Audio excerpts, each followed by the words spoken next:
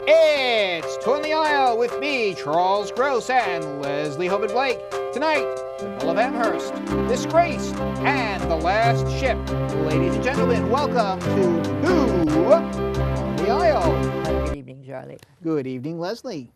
And how are you tonight? It's wet out, you know. It's a first real wintry kind of night, so I guess we're in for it. Yes, we are.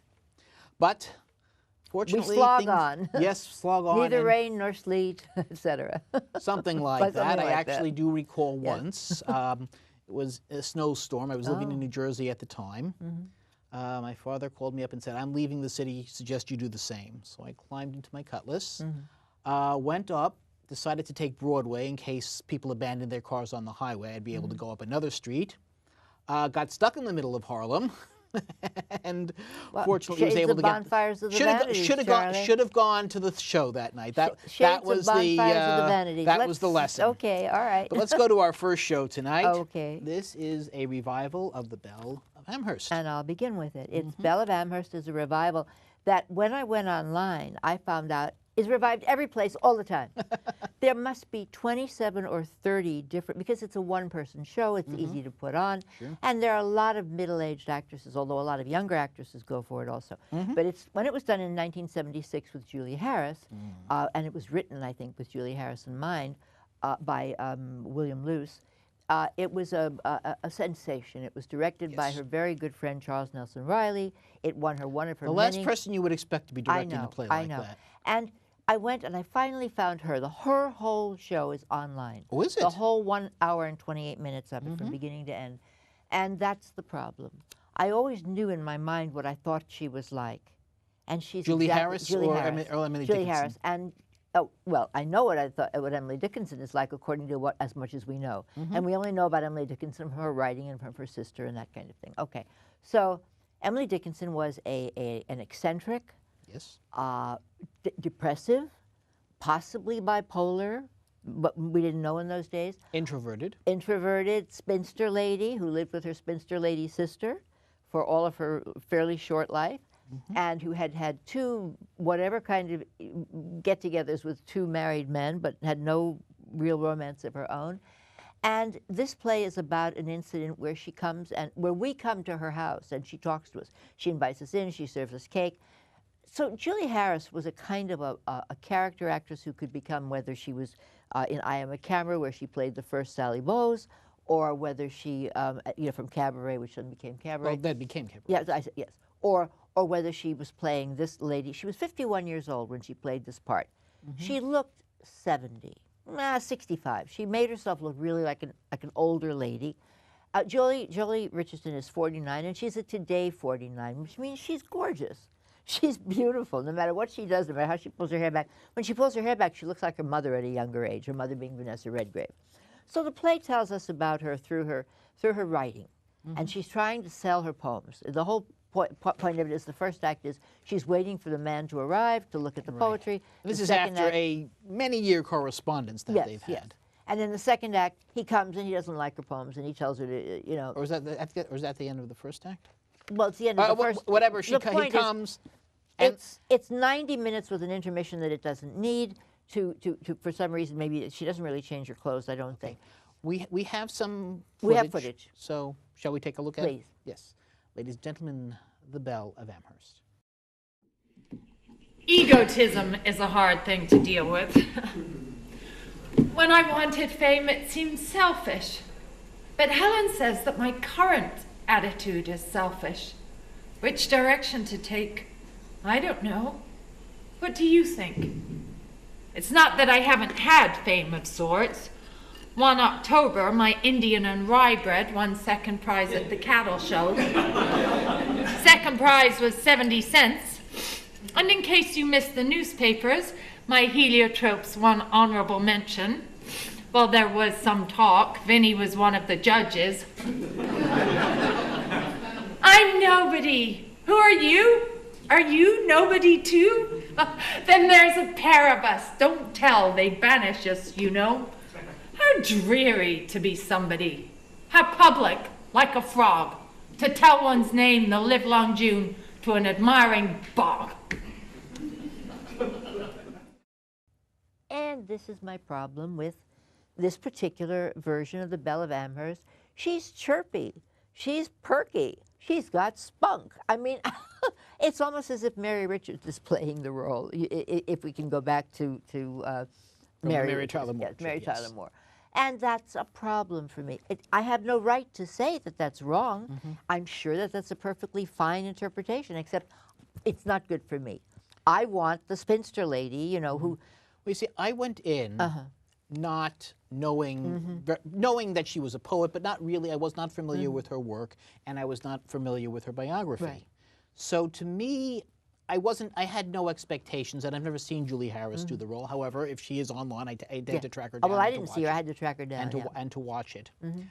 But it did occur to me that here is this introverted lady who never steps outside. Amherst is where she lived. She lives in her family's home, as you said, with her sister. And she seems very welcoming. You know, she's offering the audience food. It's generally, when you see a one-woman show, they are not that familiar with the audience. So it seemed a little strange to me for a woman like that. That said, I enjoyed the show. I enjoyed the first act. I thought a lot of the second act could have been trimmed. Again, it's only 90 minutes. And I enjoyed hearing the poetry. Yeah, sorry. It's only 90 minutes, but it could have been shorter. I agree. Yeah. And when she reads the poetry, there again, the interpretation of the poetry. I mean, I spent the afternoon watching Julie Harris. The interpretation of the poetry, it comes from the mind of the woman, and it tells us about her. And it's not happy poetry. You know, it's do not go gentle into that good night. That's not a happy poem. You can't chirp that out. You know? She does integrate the poems into the play. Yes. To an extent. Sometimes it works. Sometimes less so. Right. But again, it's interpretation-wise. Yes. Well, again, this is as you point out, this is a very chipper, very outgoing Belle. And I have to take issue with Steve Kozin, who's a cousin. I'm not sure how he pronounces his name. He's a wonderful director. He is head of the Citizens, and I've seen several things that they've done, and they've been wonderful pieces. But I think they just took a wrong turn here, and I think he did not do her any favor, because she's on stage all by herself. So unless they tape everything and watch it all the time, she really doesn't know what's going on, and that may have been her interpretation too. But it spoiled it for me that she was this Mary Tyler Moore lady. My feeling is, I guess if you know something about Emily Dickinson, people might feel the way you did. Not really knowing much about her, again, I did question her interpretation, given that she said right up that she was an introvert and she never went out. Right. But I could still, even on those terms, enjoy the play, and I will give it 3 1/4 playbills. Well, just before we leave, I just wanted to show you that this is the Belle of Amherst, and this is, of course, the gorgeous, you know, there she is, the gorgeous, and when she pulls that hair back, it's just Vanessa Redgrave all over again. You gave it how many, darling? 3 1/4. 3 1/4, I'd give it 2.75, and that's only because I just think she's a fabulous actress and deserved a better show. Okay. Well, it certainly was considered a good show when Julie Harris was doing it. So we shall see. All right, our next play is Disgraced. Now, this was off Broadway last year, but I didn't see it there. I think you did. I did. Lincoln Center. And it has moved to a Broadway house. With a new cast. With a new cast, yes. And there is Hare Dillon is Amir. He's a hardworking Muslim lawyer who tells people he's Indian, and he's very down on Islam. If you get into a discussion, he will, you know, you can't say anything bad about Islam that he won't beat you to or say, no, it's actually worse. And interestingly, he's married to an artist who happens to be a blonde shiksa. So here's a nice twist. You have the Muslim guy married to the blonde shiksa this time. This goes with Charlie's theory of blonde shiksas, yes. Indeed. And that's Gretchen Mol. And they later on have 2 friends. Oh, I should mention he's a lawyer. He's on the partner track of his law firm. And in the first act, they meet with 2 of their friends. A gallery curator played by Josh Radcor from How I Met Your Mother, and his wife, Karen Pittman, who is also a lawyer at the same firm, and she's black. And it's a nice Manhattan dinner with friends, and of course discussions ensue with the... But it's a very eclectic and multicultural. Yes, well, I'm getting to that. You know, at first it's basically the Jewish guy is defending Islam, the Muslim guy is bashing it, and then Amir suddenly says he had a twinge of pride during 9/11. And that's when the whole thing erupts. It hits the fan. Into a Norman Lear sitcom, well, in the best sense of the except word. Except it's not funny. Well, it can be, though. I mean, well, the scene is not funny, but you know what? A lot of the arguments on the Lear sitcoms weren't always funny. But the concept isn't funny either. It's really, and it's not a question of too soon. It's just very hard for us to hear that on a straight level. Well, maybe that's why so many people have commented on that scene and say, yes, it really hits so hard. And it's the high point of the play. And then there's a problem because the playwright, Ayed Akhtar, isn't really sure where to go from there. So he has the friend having an affair with the lawyer's wife. See, the Jewish guy goes after the blonde chicks after all. In the past, when they were in college. Yes, he did. No, not when they were in college. On a trip. On a trip when she was married, right? And he would like to rekindle that fire, and then Amir, who at the request of a relative advises a Muslim cleric who was arrested, and his law career goes down the drain, and he starts unassimilating himself from the American dream at that point. Unassimilating. One thing we forgot to mention is that the wife uses Muslim imagery in her artwork. So she is more Muslim than the husband. She who is not, she was Catholic. She's into the culture. Right. And if which not may necessarily have something to do with why she wound up marrying him. Who knows? One never knows. And of course one always, this is a concept of where one looks after the exotic. In this case, he is the exotic. Now we have a couple of scenes. Yeah. So let's take a look at Disgraced. Mormonism. No. They say an angel named Marami came down in upstate New York and talked to Joseph Smith. Moroni, honey, not Marami. You sure? It was on South Park. Who do you know that wears a veil? You wouldn't know them. Because you are making it up. I'm not. So who? Khalid's sister. Khalid? She's a professor of philosophy at Cornell. She wears the veil. Khalid, your trainer? You trained at Equinox. Yeah. I know Khalid, balding with a gun. That's him. I know you trained at Equinox. For years. Which one do you go to? What's your point? Khalid may be a trainer, but he comes from a ridiculously educated Jordanian background. All the women in his family wear the veil by choice. It's not always what people think. It's a source of pride for a lot of Muslim women. First of all, they are probably wearing headscarves, not the veil. It's not the same thing. The veil is evil. You erase a face, you erase individuality. And nobody is making men erase their individuality. Why does it always come down to making the woman pay?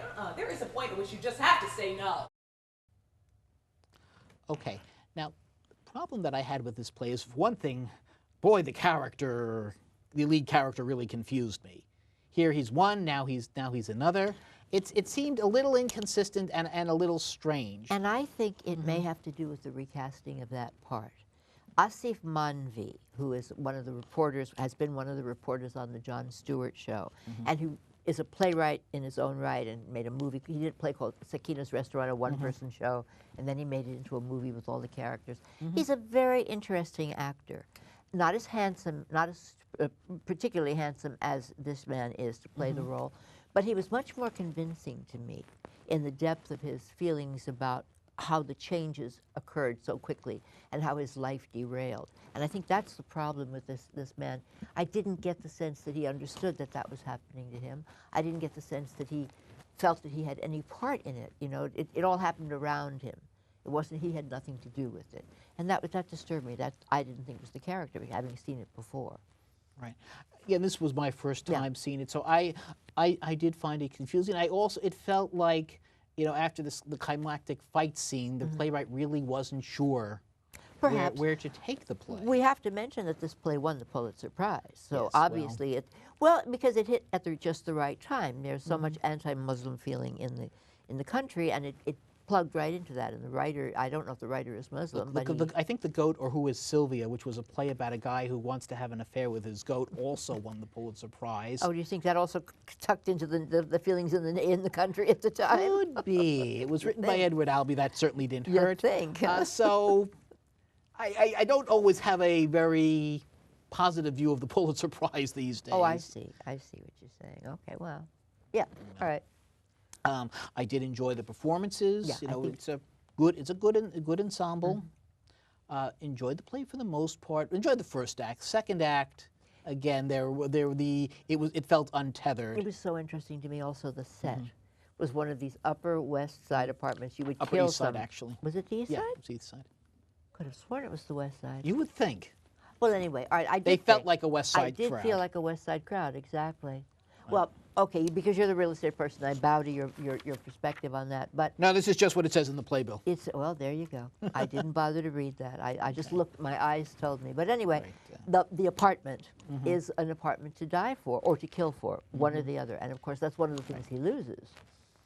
I think Leslie's dream is actually to live in one of the apartments that she's seen on stage, because we've seen quite a few nice Every ones single over the one past of them, couple but of years. sequentially, you know, give me a week in this one and 2 weeks Kimberly in that one. Senior directed it, and I would give this, I think, also 3.25. I'd give it 3 because it's thought-provoking, but I think it missed the mark of what it could have been. I think I gave it more the last time I saw it. No credit for having a Pulitzer Prize? No.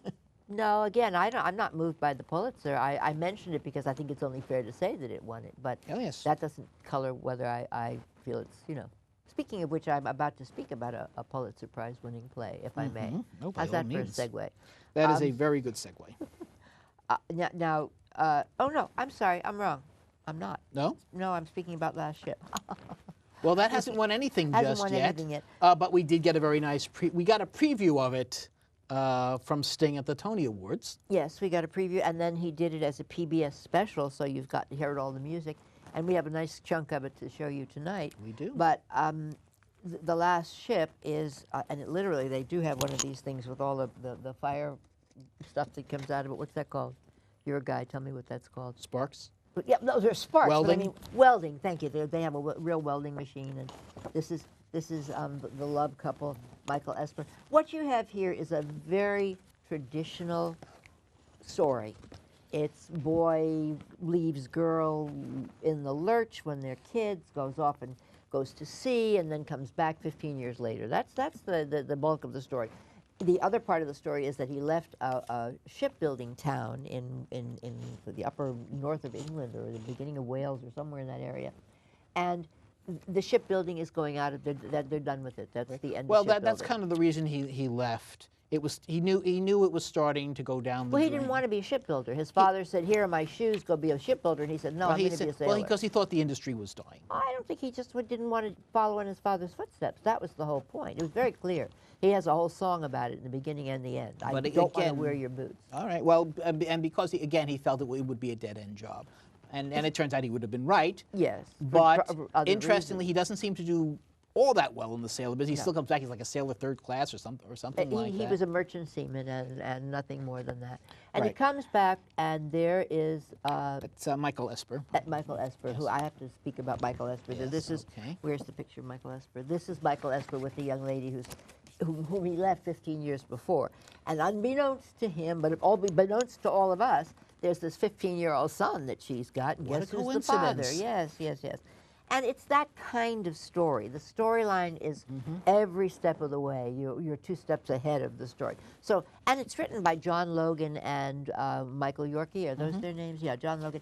John Logan wrote Red. Right. Michael Yorkie wrote Next to Normal. Brian Yorkie. So you expect a little bit more, I think, from the story. But I don't think the story was there. It's based on the town that Sting grew up in. Yes, but it wasn't his story. His parents were not this is a fictional. Well, again, based on it, not an actual account. We have some scenes, so let's take a look at The Last Ship. And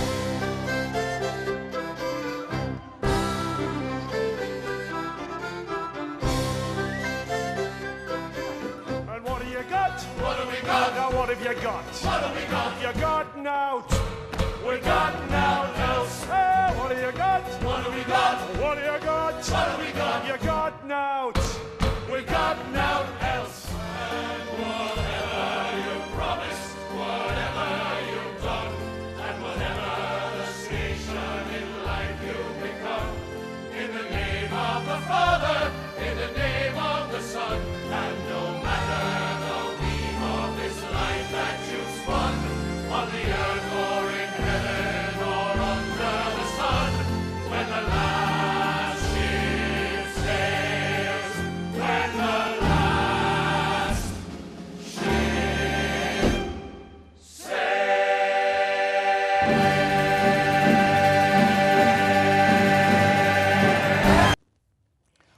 the things that I found that kind of stuck out to me was he returns to the shipbuilding town.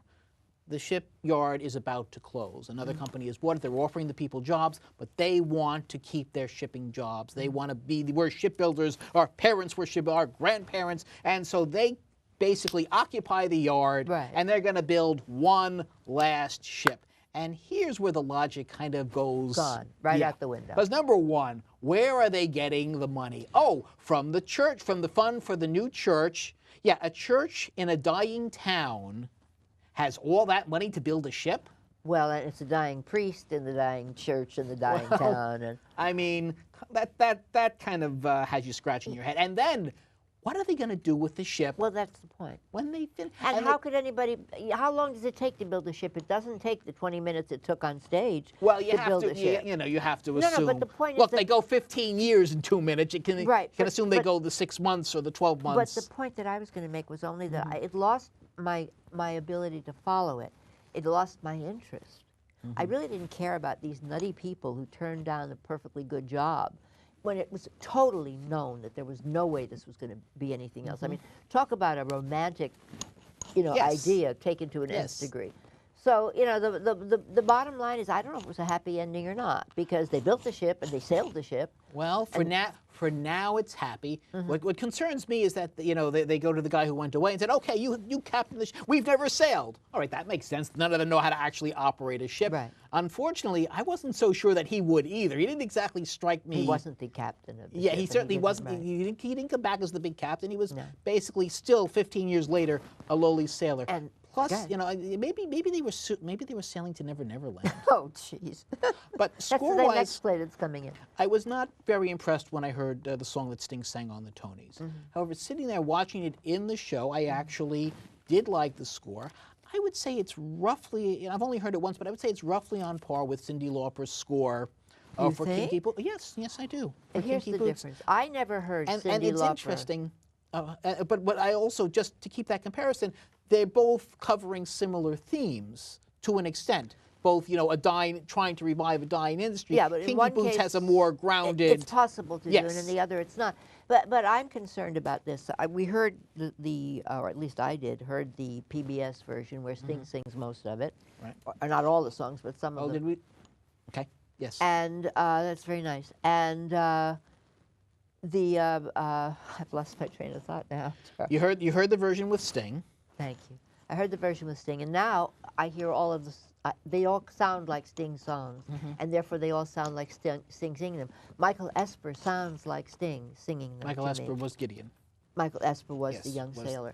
And then there's the love triangle, which is the sailor, the girl, and the girl's boyfriend, who's been there for the 15 years helping to raise the son and wants to marry her. Right. And so then you have this, which one should she go with? Should she go with the cute bad boy who's come back and says, but I love you, but he's been gone for 15 years, or the nice steady guy who's working for the ship people who have offered the jobs that they all turned down? Well, he's working for the company. It's not a ship. It's not a shipping company. The company. Well, anyway, the point is that there's so many loose I'm not actually sure they say what they do. I know. That's what they're going to offer jobs. So yes, they're offering them people jobs. could have jobs. So there are loose ends. This play is not selling. I feel bad for Sting. He's on every other television show saying, "Please come see my show." He's outside the front of the show. If you want to see Sting in person. That was a big commotion the night I arrived. There he was with the cast singing on the sidewalk, and I think everyone found that that was very exciting. I wasn't there the night I went, but okay. But the point that I was going to make was that it's not doing well. I mean, it's been all the newspapers saying it's not even doing 50% of sales capacity in terms of tickets. And you can't keep a show running no matter how much money you're putting into it. It just can't keep on forever.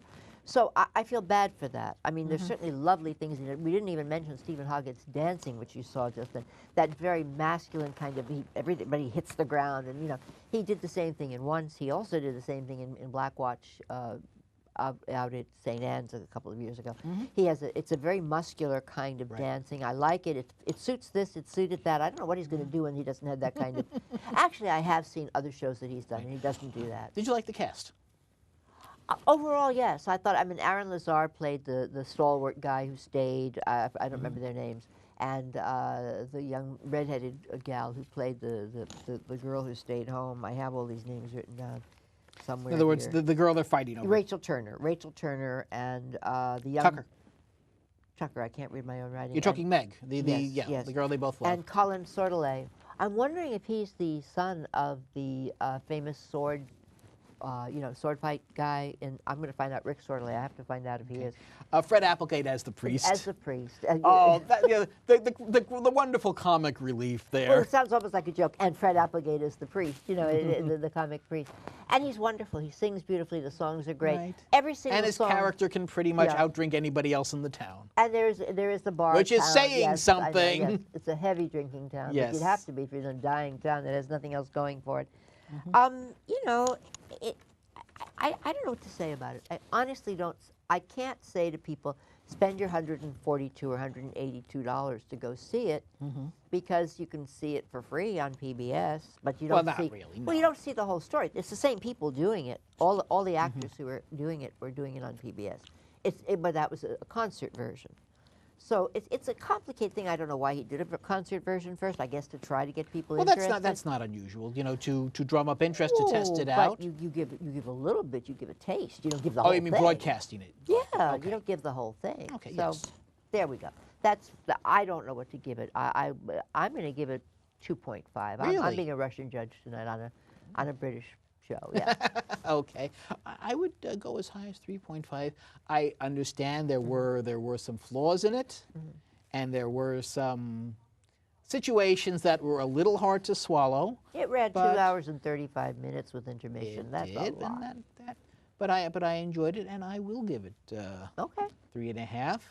Well, I hope.